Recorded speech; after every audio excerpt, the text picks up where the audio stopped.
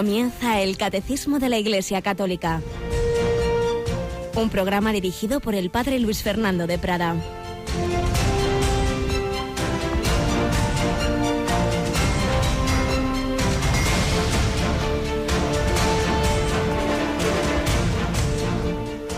Alabados sean Jesús, María y José. Muy buenos días, muy querida familia de Radio María. Bienvenidos en esta semana, esta nueva edición del Catecismo de la Iglesia Católica, en este 13 de junio de 2017, casi a la mitad del mes de junio, mes del corazón de Jesús, en esta semana del Corpus Christi, hoy festividad de San Antonio de Padua, con nuestra felicitación, por supuesto, a los Antonios, Antonias, a la familia franciscana, a todos los que le tienen por patrón. Ahí le pedimos que nos ayude a cumplir el Evangelio de la misa de hoy, que él cumplió en ese grado excelso. Vosotros sois la sal de la tierra, pero si la sal se vuelve sosa, ¿con qué la salarán?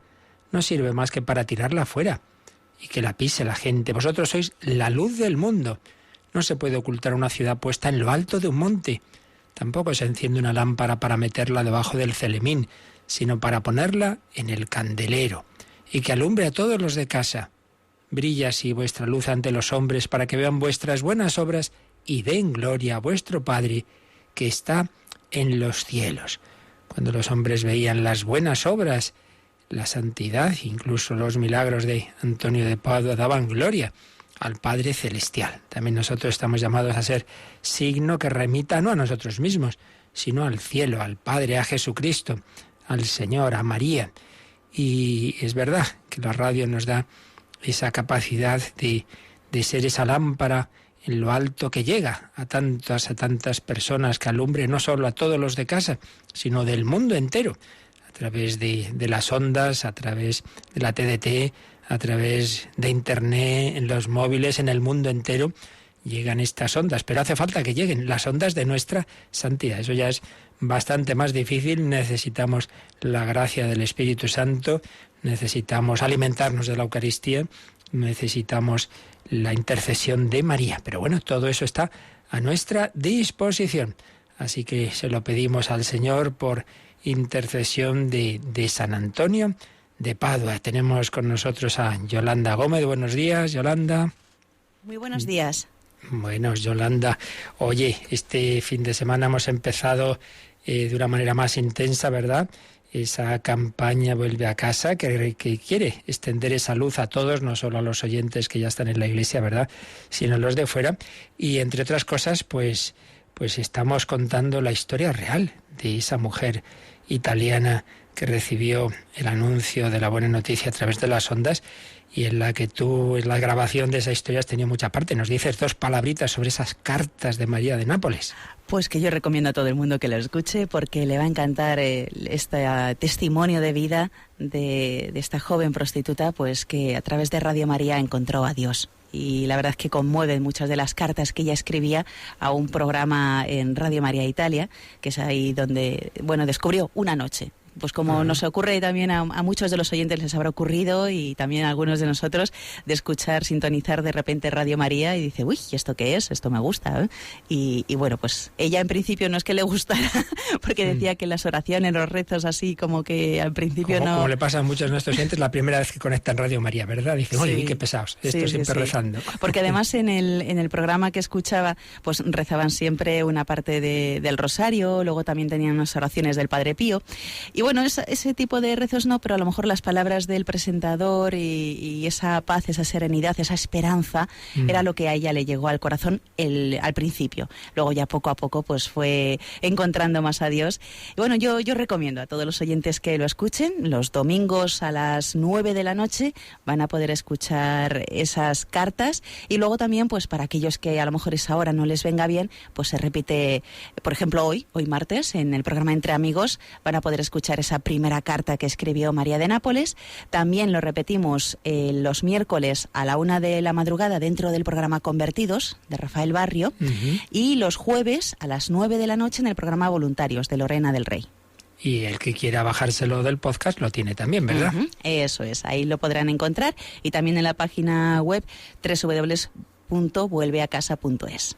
Esa página web es como una una extensión de nuestra página web, pues dedicada a esta intensificación de esa llamada de Radio María a los de fuera, a los que se han ido de la Iglesia, a los que no viven en ella.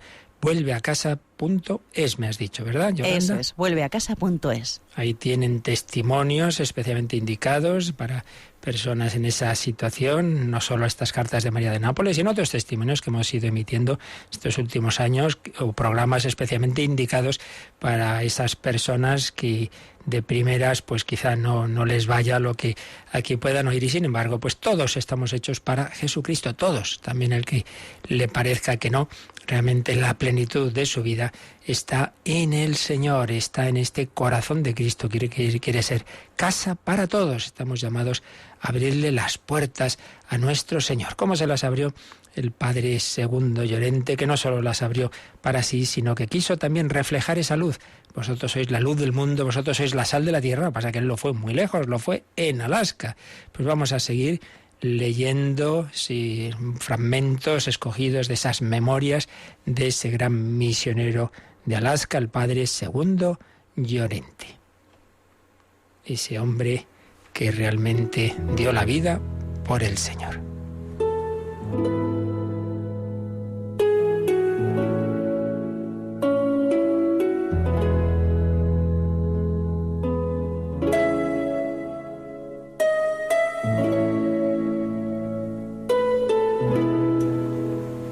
De lo que estábamos leyendo de las memorias Padre Llorente, y nos habíamos quedado en lo que él contaba de sus primeros días y semanas en aquella misión de Akullurak, y cómo al terminar la jornada, o algunas de ellas, con aquellos niños y niñas internas, los niños con los padres jesuitas, las niñas con las religiosas ursulinas, cómo él tenía tertulias espirituales con esas religiosas, cómo comentaban textos de San Juan de la Cruz, de Santa Teresa.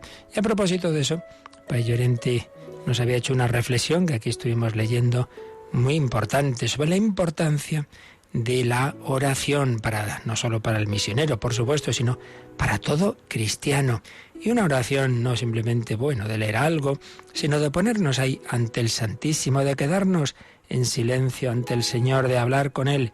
Recordemos lo que decía Santa Teresa, que la oración es tratar de amistad con quien sabemos que nos ama, ponerse ahí ante el Señor. Por eso nos decía el Padre Llorente, estar con Él y darnos cuenta de que eso es más importante que otras cosas, porque decía, siempre hay 1000 cosas que hacer antes que estar en la capilla orando, y al final no lo hacemos. Pues no, pongamos lo primero.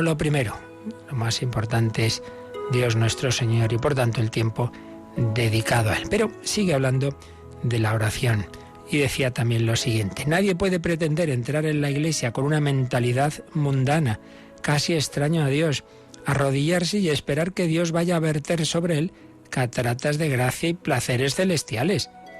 Va contra la naturaleza pasar del frío glacial al calor del horno, ir y volver entre los dos.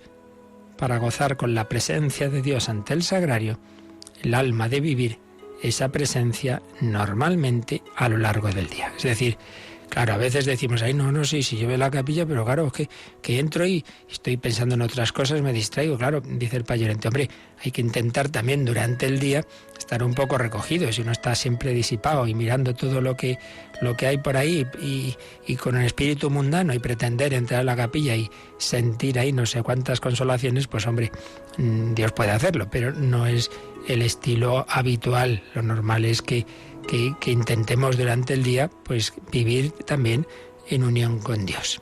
Seguía escribiendo el Padre Llorente.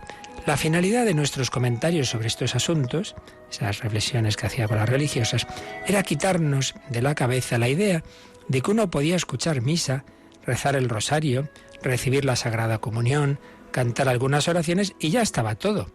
Un sacerdote puede decir misa sin tener un contacto personal con Cristo. Una monja puede hacer unos ejercicios espirituales diarios sin haberse encontrado ni una sola vez con la mirada de Cristo. Pero en cambio, las largas visitas ante el sagrario pueden curar heridas y restaurar el alma para una vida espiritual sana, una vida de intimidad con Cristo. Entonces Cristo actuará a través de esa persona de una manera maravillosa y se convertirá en un instrumento apto en las manos de Dios para hacer cosas maravillosas. Pues fijaos qué buen consejo, largos ratos de oración ante el sagrario, el Señor puede ir sanando ahí nuestra vida y convertirnos en instrumento suyo para que realmente seamos sal de la tierra y luz del mundo. Pero hay que estar ahí, hay que ponerse ante el Señor, porque si no, pues va a ser no difícil, sino imposible reflejar a Cristo. Y seguía hablando de esas religiosas que estaban en la misión con él. Esas buenas hermanas caminaban en esta dirección de todo corazón y volvían de regreso de la oración con unos comentarios muy apropiados. Todos llegamos a la conclusión de que nuestras relaciones con el Señor eran muy superficiales. Por supuesto, Dios sabe que venimos del barro, que somos polvo y en polvo nos convertiremos. Por tanto, no puede esperar mucho de este polvo, esta es la realidad. Pero no solo somos polvo o barro, también somos templos del Espíritu Santo. Cristo tomó nuestra carne en su encarnación y la santificó y la elevó a una categoría superior. Tenemos en nosotros el gran potencial de transformarnos en Cristo.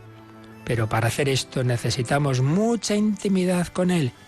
Y esta intimidad solo llega con el contacto frecuente y cercano a Él. ¿Cuán frecuente ha de ser este contacto? Aquí de nuevo las monjas debatían el tema y cada una tenía una opinión que exponer. Bueno, aquí nos fijamos particularmente en esa aparente contraposición que se da en cada uno de nosotros. Por un lado somos barro, pues ya lo sabemos, que tendemos al mal, que nos cuesta lo sobrenatural, sí, pero también es verdad que además de barro y de inclinación al pecado, también somos, y no solo también, sino antes y prioritariamente, imagen y semejanza de Dios y elevados a la vida sobrenatural desde el bautismo. Por tanto, también tenemos esa otra tendencia a Dios y a la santidad. La cuestión está en esa lucha interior que tenemos dentro de nosotros, pues ¿cuál va a vencer? Depende de los medios que pongamos.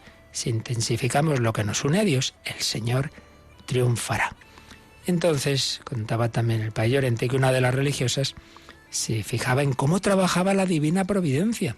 Ella había sentido que venir a Alaska la iba a privar de buenos sermones y charlas con sacerdotes sobre temas espirituales, y mira por dónde. Aquí estábamos con esta gran oportunidad de remontarnos hasta lo alto con estas conversaciones espirituales. Ella que pensaba, bueno, me voy a Alaska y ahí no tendré oportunidades de formación, y se encuentra que con el padre Llorente estaban realizando esas reflexiones, esas conversaciones espirituales, y por tanto, pues sí que se estaba cumpliendo esa formación que ella pensaba que había perdido por estar en la misión. Le dije que yo estaba aprendiendo de ellas tanto como ellas de mis comentarios. El mérito, en cualquier caso, era de Santa Teresa y de San Juan de la Cruz, cuyos textos leíamos, pero de una manera más cercana. Desde luego también el Espíritu Santo nos iluminaba, sin el cual no seríamos capaces tan siquiera de pronunciar con devoción la palabra Jesús.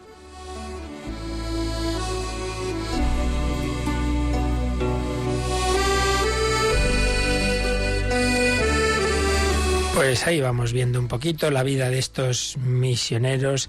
Hay que alimentarse en la unión con Dios para luego anunciarlo a todos. Y si eso es verdad en Alaska, lo es también en nuestra vida.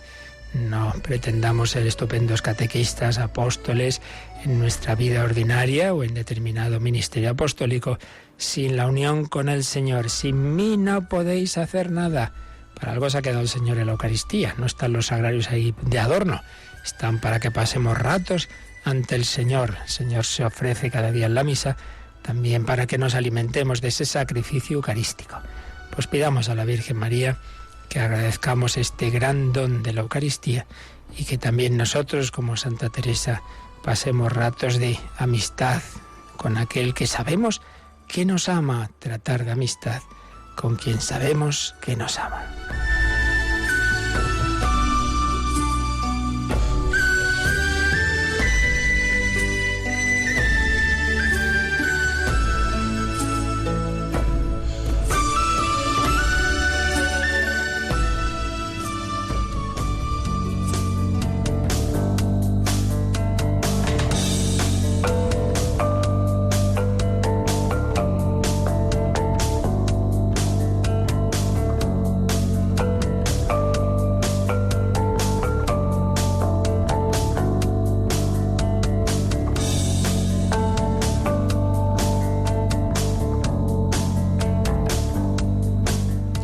Y ese que está en el sagrario, que se ha quedado con nosotros, es el mismo que volverá en gloria. Aquí está escondido humildemente bajo las especies de pan y vino, está escondido en el sagrario bajo la apariencia de esas formas, de ese pan, pero volverá en gloria, todo ojo lo verá, vendrá sobre las nubes del cielo. Estamos en el último artículo del credo que se refiere a Jesucristo. Desde allí, desde la derecha del Padre, ha de venir a juzgar a vivos y muertos, volverá en gloria. Cristo reina ya en este mundo mediante la Iglesia, pero reina de una manera en la que todavía deja mucho poder al mal. Pero estamos esperando que todo le sea sometido y volverá. Y esa vuelta, ese glorioso advenimiento de Cristo está anunciado, y está anunciado también como esperanza de Israel, porque como veremos enseguida, la Escritura habla de que si Israel, así digamos de una manera oficial, rechazó a Jesucristo como Mesías, lo aceptará en la historia. Habrá esa conversión del pueblo de Israel al Señor. Pero antes de eso vamos a acabar, estábamos viendo en el número 673, a propósito de eso, lo que se llaman los signos de la parusía. Como en la Escritura se habla de determinados acontecimientos, uno de ellos es la conversión de Israel, determinados acontecimientos de la última época de la historia.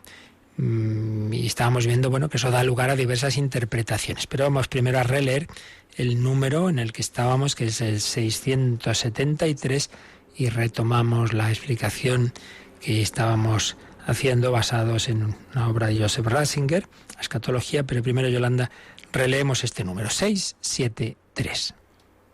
Desde la ascensión, el advenimiento de Cristo en la gloria es inminente, aun cuando a nosotros no nos toca conocer el tiempo y el momento que ha fijado el Padre con su autoridad. Este acontecimiento escatológico se puede cumplir en cualquier momento, aunque tal hecho y la prueba final que le ha de preceder estén retenidos en las manos de Dios. Así pues, estamos esperando ese glorioso advenimiento de Cristo, y por un lado no sabemos cuándo será. Cuando los apóstoles le preguntan a Jesús en esa comida que relata los Hechos de los Apóstoles antes de la ascensión, el Señor les dice esta frase que aquí recoge el Catecismo: no os toca a vosotros conocer el tiempo y el momento que ha fijado el Padre con su autoridad. También dice el Catecismo que eso puede ocurrir en cualquier momento, y que ese hecho y lo que le va a preceder, y concretamente una prueba final a la Iglesia, están retenidos en las manos de Dios. Pues bien, a propósito de esto, estábamos viendo cómo hay esos diversos hechos que en varios lugares de la Escritura están anunciados, que van a ocurrir en la época final, en estos últimos tiempos. Y cómo ante eso pues hay dos grandes líneas de interpretación, una que los toma como bastante más al pie de la letra y dicen, vamos a ir viendo esto si se cumple ya, cuándo se cumple, cuándo no se cumple, y otro que lo toma, en un sentido que sí, que son hechos, que están ahí, que se van a ir dando, pero que no pretenden que sepamos cuándo van a ser, sino que de alguna manera pueden ser en cualquier momento para que siempre estemos preparados. Son dos líneas que además ambas, como también veíamos, tienen que ver con lo que ocurrió en el Antiguo Testamento de la esperanza del Mesías. Por un lado, estaba anunciado un Mesías que procedía de la carne, que sería hijo de David, y que de alguna manera pues es algo, un acontecimiento, ese Mesías que podría de alguna manera ser previsto humanamente, pero por otro lado es un regalo de Dios y en ese sentido trascendente e imprevisible. Las dos líneas se iban a juntar porque Cristo iba a ser Dios y hombre verdadero. El Mesías iba a ser hombre y en efecto se iba a cumplir esa descendencia de David y otras profecías, pero por otro lado iba a ser cuando Dios quisiera, porque no iba a ser fruto del poder humano, sino del Espíritu Santo. María iba a concebir por obra y gracia del Espíritu Santo, obra de Dios, la encarnación. Bueno, pues también la segunda venida de Cristo será cuando Dios quiera, no como fruto de una evolución de la humanidad, que va a llegar a no sé qué madurez y entonces como fruta madura viene Cristo. No. Será cuando Dios quiera, y precisamente pues no es tan anunciado que la humanidad va a estar en un momento estupendo, sino que puede estar en un momento precisamente de apostasía, de mucha dificultad. Pero también es verdad que hay una serie de signos de los que se nos habla respecto de la historia. Habíamos tomado como guía de explicación de esto una de las obras que escribió como teólogo Joseph Ratzinger, La escatología, una obra ya de cierta antigüedad, pero que tiene, como todo lo de Joseph Ratzinger, una grandísima doctrina y sabiduría. Recordamos, siguiendo lo que nos decía, pues qué signos de ese fin de la historia aparecen en la Escritura. Por un lado está el discurso escatológico que llamamos de Jesús, que aparece, por ejemplo, en capítulo 13 de San Marcos. Ahí se habla de la aparición de diversos pseudomesías, de guerras por todo el mundo, de terremotos y hambre, de persecución de los cristianos y de lo que llama la abominación de la desolación en el lugar santo. También se nos habla del anticristo, sea con ese nombre o sea con otros nombres, como el hombre impío. Se nos habla concretamente de anticristos que niegan la encarnación en la primera carta de San Juan. Se nos habla en el Apocalipsis de dos bestias que le hacen el juego al dragón rojo, que representa al demonio. Esas bestias, siempre se ha visto en ellas el poder político, en aquel momento el Estado romano, pero luego los poderes políticos anticristianos que divinizan su propia autoridad, en aquel momento al César, y luego la otra bestia, los poderes religiosos, en aquel momento el sacerdocio pagano, pero en otra época pueden ser otras diversas ideologías. Y luego San Pablo nos habla de la conversión de Israel, después de que los gentiles hayan alcanzado lo que él llama su plenitud. Pues bien, tras el recordar resumir estos signos que aparecen en la Escritura, Joseph Ratzinger se preguntaba, hay que decir que con tales enunciados, con esos hechos anunciados, ¿no?, se ha dado al final un estatuto cronológico, haciendo ese fin de los tiempos un acontecimiento histórico calculable de algún modo. ¿Calculable? No hay duda de que este acontecimiento tiene su componente humano y en consecuencia sus presupuestos históricos. Pero eso no quita el que siga siendo lo totalmente otro frente a la historia. Entonces, analizando estos signos, señalaba, se descubre la pista de una respuesta que permite reconocer la unidad íntima de esos dos aspectos del pensamiento neotestamentario. Por un lado, son acontecimientos humanos, de alguna manera se pueden prever, pero por otro lado es algo que viene de lo alto, es algo que no sabemos cuándo va a ser y que por tanto lo que hay que hacer es simplemente estar alerta en cualquier momento de la historia. Entonces analiza un poquito esos signos, todo esto entra en el terreno de la reflexión teológica, esto no es doctrina de la Iglesia. Aquí lo que el Señor no ha dejado claro, ya lo hemos dicho muchas veces, pues bueno, es opinable, y si no lo ha dejado claro, pues seguramente es para que todos estemos en alerta y nadie piense ya esto ya lo tengo yo dominadito, sino bueno, pues lo importante es que tengo que hacer. Lo que tengo que hacer es saber que en cualquier momento pues el Señor viene y estar preparado.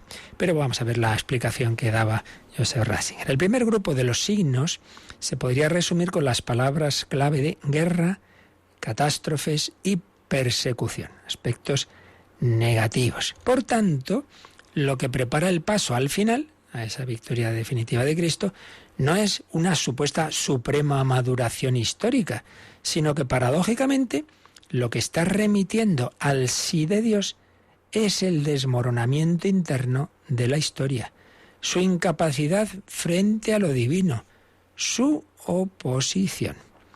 Pero, por otra parte, Con estos signos se está señalando hacia la perenne condición de este mundo, porque éste se halla continuamente desgarrado por guerras y catástrofes.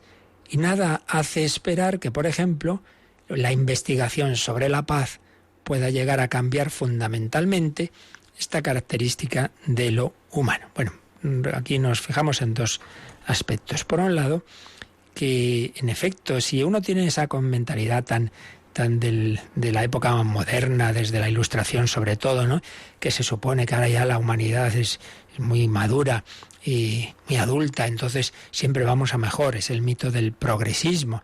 Una cosa es que a nivel técnico, pues claro, el progreso técnico es acumulable y lógicamente pues vamos avanzando, sí, a nivel técnico sí, pero eso significa que a nivel moral, porque pasen los tiempos, somos mejores que los anteriores. Cuando se dice, parece mentira que en pleno siglo XXI, miren, en pleno siglo XXI, en el XIII y en el I, hay santos y hay asesinos, o sea que eso no tiene que ver con la evolución de la historia.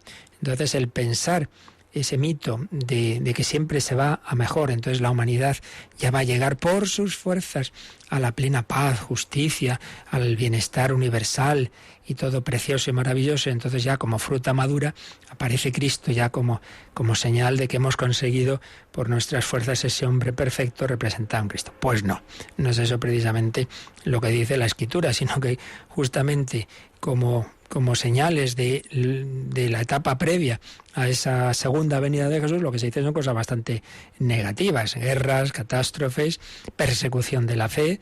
Por tanto, no estamos hablando de una suprema maduración histórica, sino más bien lo que dice Joseph Ratzinger, el desmoronamiento interno de la historia, su incapacidad frente a lo divino. Y por otro lado, señala el autor que en realidad son aspectos que se acentúan en determinadas épocas, pero que siempre están. ¿Qué épocas ha habido en la historia sin guerras y sin conflictos? ¿Qué épocas? Si es que el problema es que el hombre pues está herido por el pecado original, y aunque no quiera, pues antes o después pues cae en el pecado si no tiene una gran ayuda de Dios, si no la busca, si no la pide, si no se deja transformar, y entonces vence el Señor y llegamos a la santidad. Pero así, mirado en su conjunto en la humanidad, pues con mucha frecuencia caemos en pecados que dan lugar a situaciones como puede llegar a ser incluso la guerra. Y por eso deducía de esto Joseph Ratzinger que a esto se debe el hecho de que siempre más o menos ha habido conflictos, el que todas las generaciones fueran capaces de sentirse interpeladas por estos signos, aplicándolos a su propia época.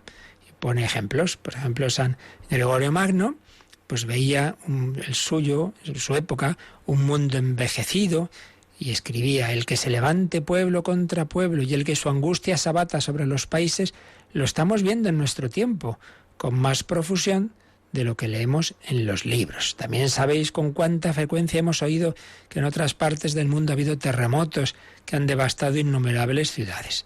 Sobre nosotros abate peste sobre peste.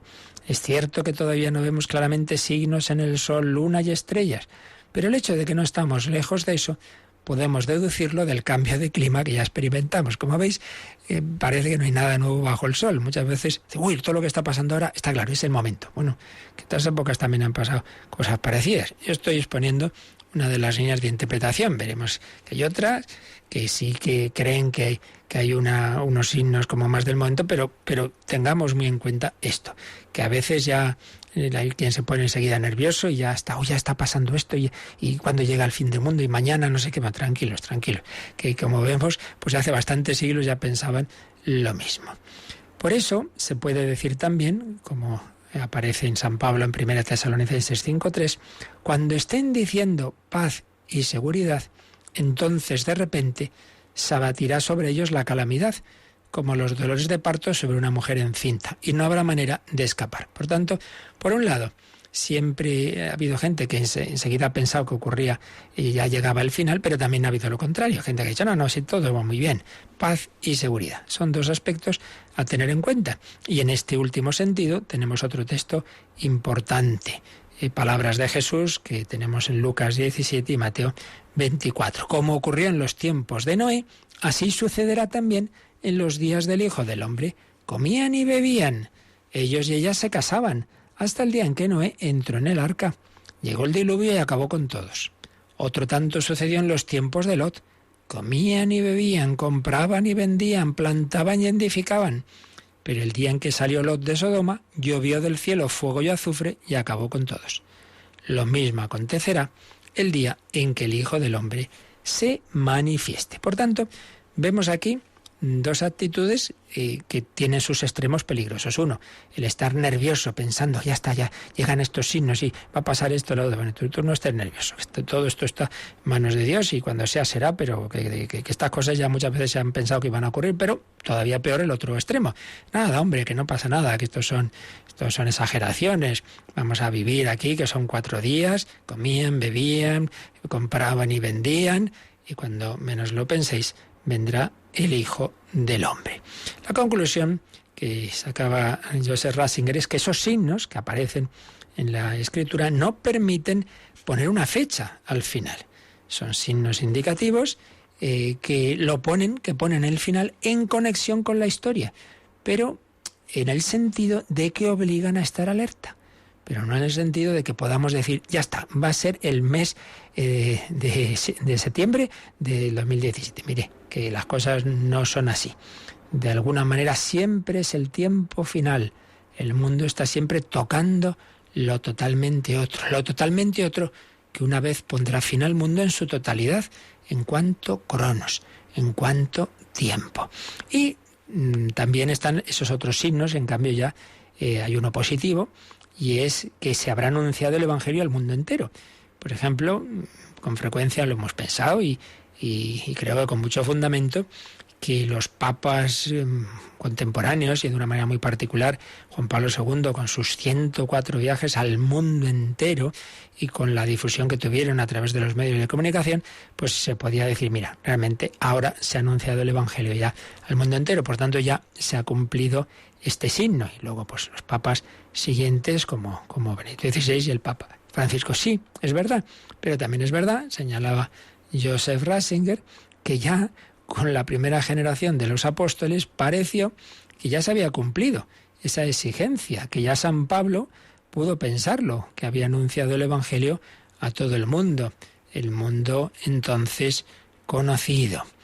Y por lo que se refiere al anticristo, bueno, pues ya hemos visto que hay textos del Nuevo Testamento que dicen como que ya está el anticristo actuando, así lo dice San Juan. Estamos en la última hora porque han surgido diversos anticristos.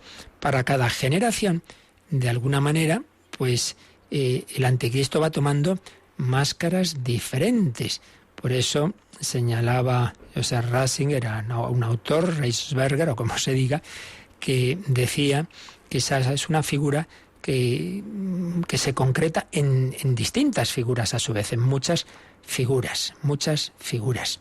Merece ese nombre todo el que sea contrario al Hijo de Dios. Anticristo es todo aquel que destruye el ordo, latín, y siembra la confusión. El que destruye el orden y siembra la confusión.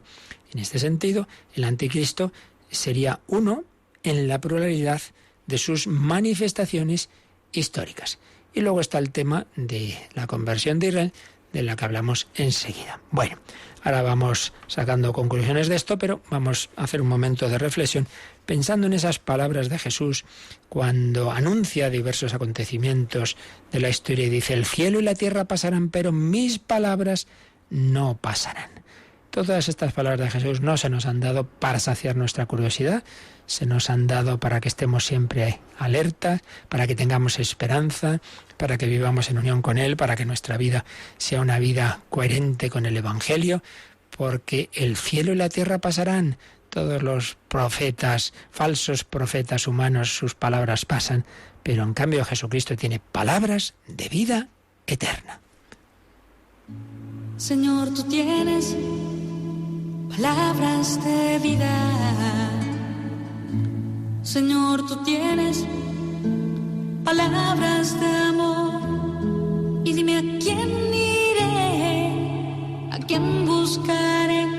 Y dime a dónde iré sin ti. Dime a quién iré, a quién buscaré. Y dime a dónde iré si tú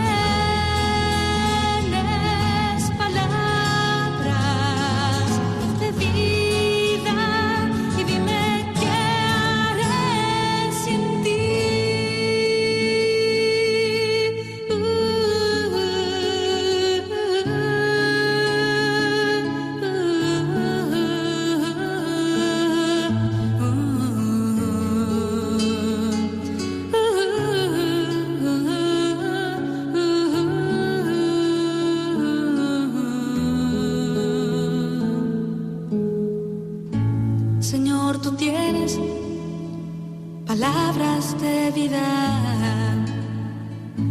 Señor, tú tienes palabras de amor, y dime a quién iré, a quién buscaré, y dime a dónde iré sin ti. Dime a quién iré, a quién buscaré, y dime a dónde iré si tú tienes palabras de vida. Y dime a dónde iré sin ti.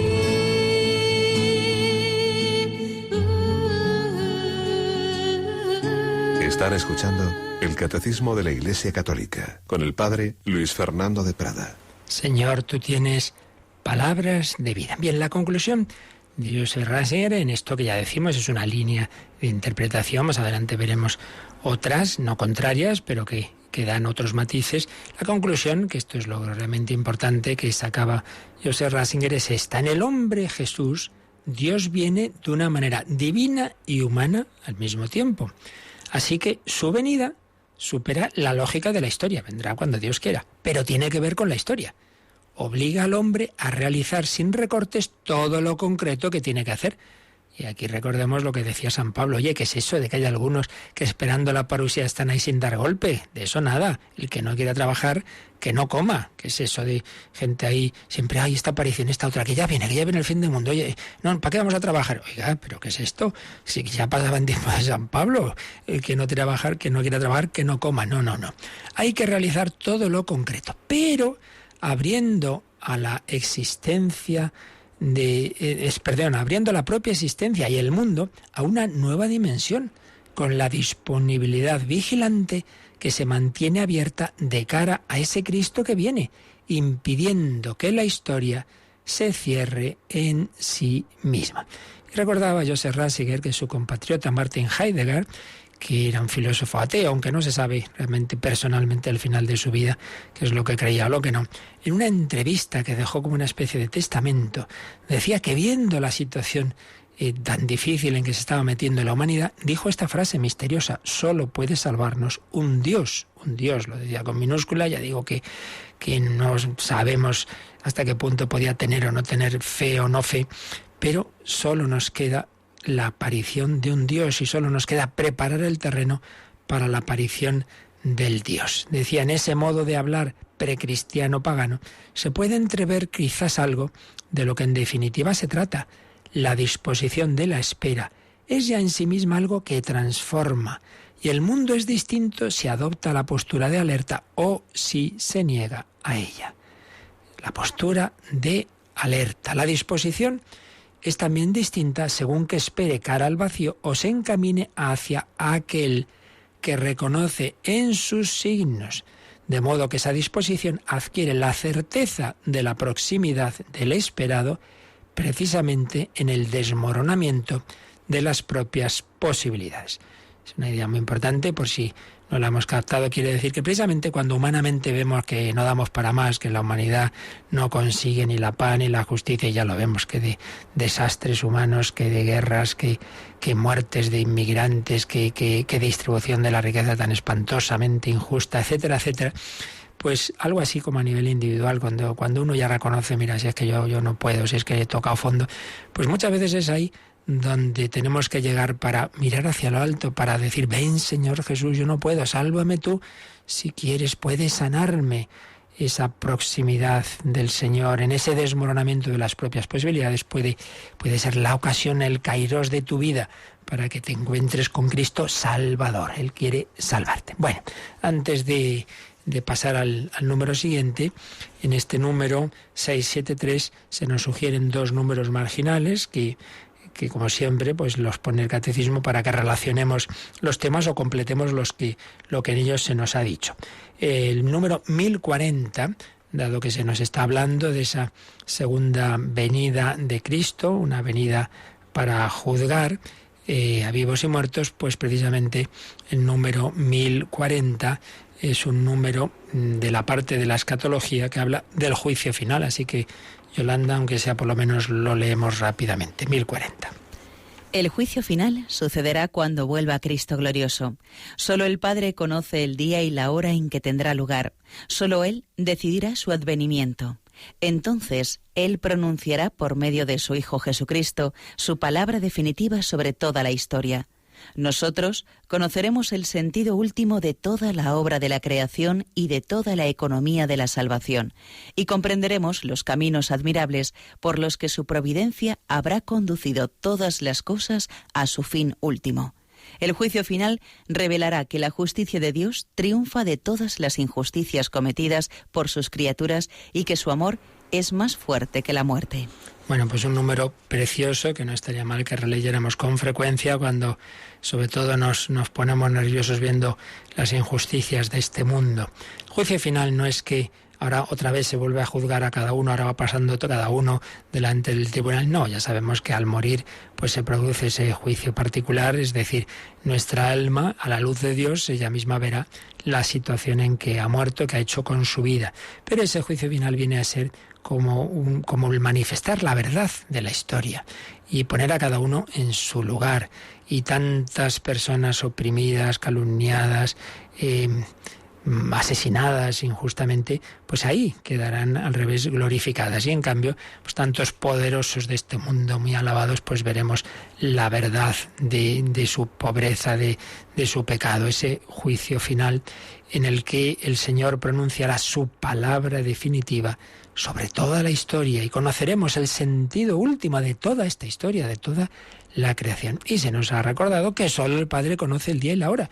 Por tanto, cuando aparece alguien por ahí que ya tiene muy claro cuándo pasan estas cosas, miréis, que no puede ser, solo el Padre conoce el día y la hora. También comprenderemos, dice, los caminos admirables por los que la providencia ha ido conduciendo todas las cosas hacia su fin último. Caminos admirables y misteriosos, porque es verdad que muchas veces no entendemos esos caminos de Dios, qué cosas permite Dios, cuántas veces permite triunfar a los asesinos, a los malos de este mundo, y cuántas veces, en cambio, la gente buena pues pierde. Bueno, pues es que eso le pasó a nuestro Señor Jesucristo, ¿no? Que humanamente fue un fracasado, crucificado. Pero el juicio final revelará que la justicia de Dios triunfa de todas las injusticias cometidas por sus criaturas y que su amor es más fuerte que la muerte. Y también se nos cita en ese número el 1048. El 1048 es simplemente a su vez una cita del Vaticano II, de la Constitución Pastoral Gaudium et Spes, gozos y esperanzas, a propósito, de nuevo, de que no sabemos cuándo se producirá esos acontecimientos finales y cuándo llegará lo que la Escritura llama cielos nuevos y tierra nueva. Vamos a leer este texto de Gaudium et Spes que recoge el 1048, Yolanda. Ignoramos el momento de la consumación de la tierra y de la humanidad, y no sabemos cómo se transformará el universo. Ciertamente, la figura de este mundo, deformada por el pecado, pasa, pero se nos enseña que Dios ha preparado una nueva morada y una nueva tierra en la que habita la justicia y cuya bienaventuranza llenará y superará todos los deseos de paz que se levantan en los corazones de los hombres. Nuevo cielo, nueva tierra, expresiones que aparecen en toda la Escritura. Lo cual, por cierto, tiene un aspecto que es muy interesante, y es que nada de lo que Dios ha creado se va a perder. Fijaos que los que simplemente, pues sin fe en la revelación, parten de los datos que nos da la ciencia, lo único que ven es que hay un mundo que empieza a desarrollarse en lo que llamamos el Big Bang. No pueden explicar, claro, de dónde viene, si no creen en Dios, de dónde viene esa primera partícula, porque claro, de la nada no sale nada.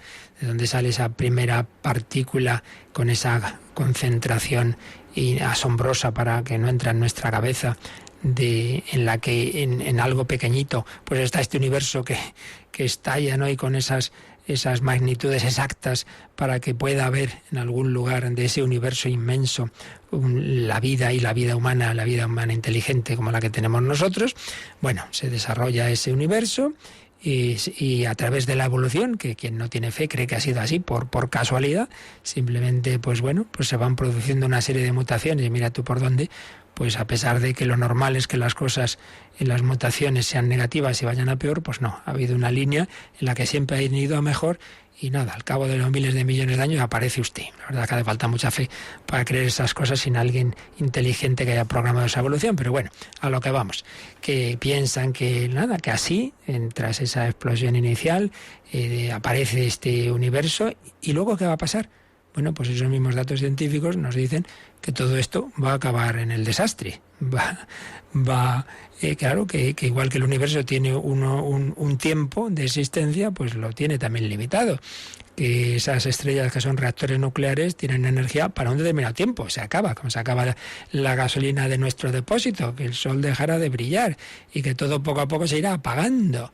Ay, entonces dice, bueno, entonces todo esto resulta que sale supuestamente de la nada y acaba en la nada, y toda esta maravilla que ha producido el universo con seres humanos que pensamos, que hacemos arte, que hacemos poesías, que amamos, y todo eso acaba en la nada. Y todas estas maravillas de la naturaleza, o todas esas maravillas que el hombre ha hecho, esas catedrales, todo eso en cero. ¿Y qué sentido tiene este universo? Bueno, pues nosotros sabemos que no es así, que todo lo bueno que Dios ha creado, y por tanto también esa materia, pues eso va a permanecer en otra situación de cielos nuevos y tierra nueva, transfigurado gloriosamente. Y eso está anticipado ya en el cuerpo de Jesucristo y de la Virgen María.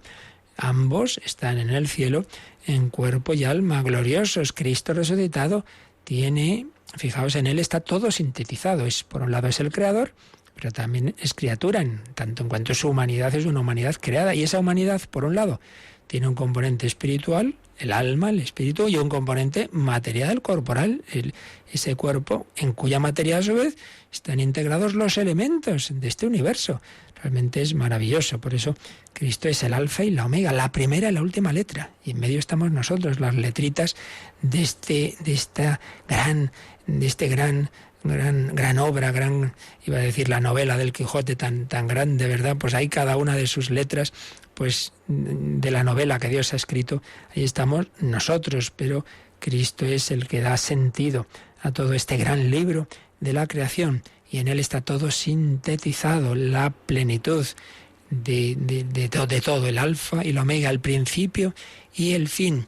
Llegará ese cielo nuevo y tierra nueva, esa tierra nueva en la que habita la justicia, y cuya bienaventuranza llenará y superará todos los deseos de paz que se levantan en los corazones de los hombres, pero no por nuestros acuerdos y nuestros esfuerzos, que hay que poner, nadie lo está negando, pero estamos diciendo que el hombre sin la gracia de Dios no consigue esa plenitud, que esa plenitud es regalo de Dios. Como el hombre, por más que buscara y pidiera que el Mesías, sí, había que hacerlo, había que rezar y había que pedir el Mesías, pero llegó porque Dios quiso, y cuando Dios quiso. Nosotros debemos pedir y acelerar en cuanto que nuestra oración tiene una eficacia. Ven, Señor Jesús, esa venida de Cristo, esa consumación, que lleguen los cielos nuevos y la tierra nueva, pero sabiendo que será cuando Dios quiera, porque no sabemos cuándo será. Por tanto, resumiendo lo que hemos visto hoy, esperanza en ese triunfo de Cristo, saber que antes se van dando esos signos que el Señor y la Escritura nos han dicho, que esos signos, por un lado, tienen unas características que podemos ir viendo, pero por otro lado, que no tienen una certeza como decir, es ahora, no, sino que lo que el Señor también pretende es que estemos siempre preparados, que en cualquier momento se van dando y en cualquier momento el Señor viene, que estemos con esa actitud de vigilancia, que estemos en oración y que llevemos una vida moral, que no nos pase lo que decía el Señor en tiempos de Noé o en tiempos de Lot. Ahí todo el mundo pues simplemente a vivir en plan carnal y mundano, y cuando menos lo esperaban llegó pues el diluvio, llegó esa destrucción de Sodoma y Gomorra. Estemos con el corazón elevado hacia el Señor. Seguiremos ya viendo pues ese otro signo del que se habla en la Escritura, de esa entrada de Israel en la fe cristiana. Bueno, pues lo dejamos aquí, invocando a ese corazón de Cristo que nos ama, que nos ha amado, que nos ama, que nos amará eternamente de una manera divina y humana, pidiéndole que vivamos en su amor. Y también, como siempre, pues si queréis cualquier duda, consulta, pues o testimonio, pues es el momento de hacerlo ahora rápidamente.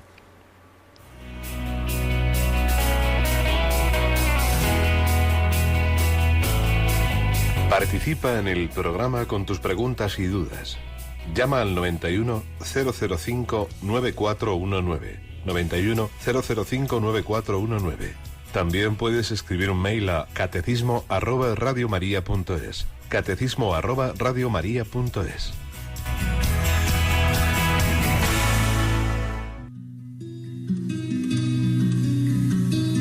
Corazón de Cristo, ámame.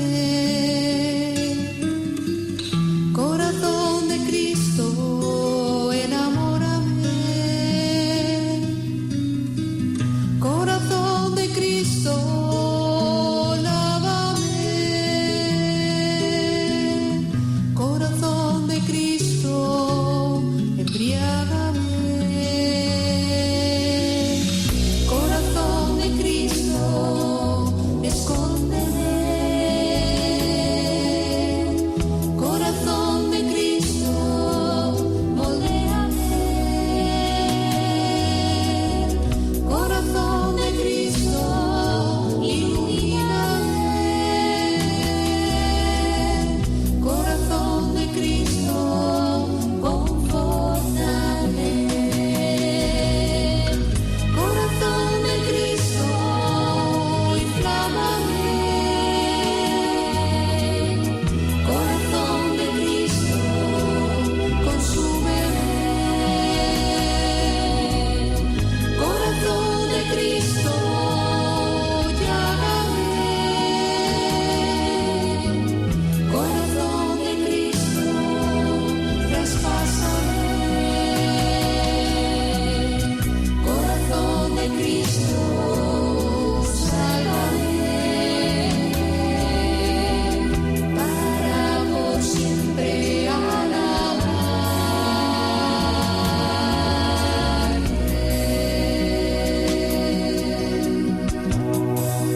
Corazón de Cristo, sálvame, para contigo alabarte. Estamos en este mes de junio, mes del Sagrado Corazón de Jesús. Yolanda, ¿cuándo hacemos nuestro momento especial de invocación a ese Corazón de Cristo? ¿En junio? Pues igual que lo hacíamos en mayo, después de la oración de vísperas, hacia las 8 menos cuarto, 8 menos 10 de la tarde. Muy bien, pues recordémoslo, pero recordemos también que en esta semana vamos a retransmitir una vigilia especial desde el Centro Geográfico de España y de la Devoción al Corazón de Jesús, desde el Cerro de los Ángeles. Cerro de los Ángeles, como el otro día nos contaba Monseñor Rico Pavés en el programa La Voz de los Obispos, pues desde hace años se está realizando, siempre en un sábado del mes de junio, del mes del Corazón de Jesús, una vigilia de oración. ¿Por qué? Bueno, por muchas razones, pero una de ellas es que estamos preparándonos al centenario de la consagración de España al Corazón de Jesús. España se consagró al Corazón de Jesús de manera oficial en aquel momento por la boca del rey Alfonso XIII en 1919. Por tanto, en 2019 se cumplen los 100 años de esa consagración. Cuando se cumplieron los 90, hubo una celebración eucarística en la que la mayoría de los obispos españoles y muchísimos sacerdotes y fieles, miles de personas, recuerdo, estuvimos en esa explanada del Cerro de los Ángeles, y desde entonces ha quedado como una llamita de vigilia de oración, siempre una noche, como digo, de sábado y domingo, una hora santa y turnos de adoración a lo largo de la noche, preparándonos para renovar esa consagración, hacerla ya ahora nosotros mismos, pero luego en el año 2019, si Dios quiere, pues esa renovación de la consagración de España. Bueno, pues este sábado va a ser de momento lo está Son varias asociaciones que se unen, pero lo coordina RC, Reino de Cristo, Jóvenes para el Reino de Cristo y Familias, etcétera, que es una especie de confederación de grupos en el espíritu del apostolado a la oración. Pues bien, a las 10 de la noche está convocado el inicio de esta oración, 10:30 de la noche, una hora santa que dirigirá el padre Javier Sigris. Y eso es lo que Radio María va a retransmitir este sábado que viene, a partir de las 10:30 de la noche. Luego se quedarán distintos grupos y personas a lo largo de toda la noche, el Santísimo expuesto, haciendo adoración. Y a las 8 de la mañana laudes y 8:30 el obispo de Getafe, don Joaquín, pues concluirá esa vigilia con la celebración de la Santa Misa. Bueno, todo el mundo está invitado a acercarse al Cerro de los Ángeles, como digo, a partir de las 10 de la noche, pero el que no pueda salir, pues ya sabe que, como tantas otras veces, Radio María lleva la vida de la Iglesia a sus casas, a sus coches, a donde estén, a través de las ondas. pues en esa hora santa a las 10:30 de la noche. Pues vivamos en unión con el Señor y luego al día siguiente, celebración retrasada del Corpus, nosotros retransmitiremos la misa y procesión del Corpus que presidirá el Papa Francisco en Roma. Eso será el domingo, Yolanda, a las 7 de la tarde, me parece. A partir de las 7 de la tarde, eso es, las 6 en Canarias. Estupendo, pues muchas gracias a Yolanda Gómez por su colaboración y a todos vosotros, queridos amigos. Estemos todo este día de San Antonio como él, mirando hacia lo alto, viviendo en unión con Dios y a la vez haciendo el bien a nuestros hermanos. Para ello pedimos al Señor su bendición, la bendición de Dios Todopoderoso, Padre, Hijo y Espíritu Santo, descienda sobre vosotros. Alabado sea Jesucristo.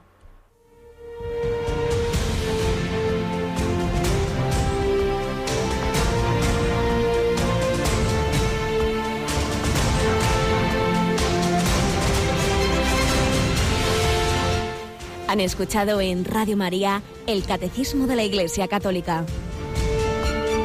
Un programa dirigido por el Padre Luis Fernando de Prada.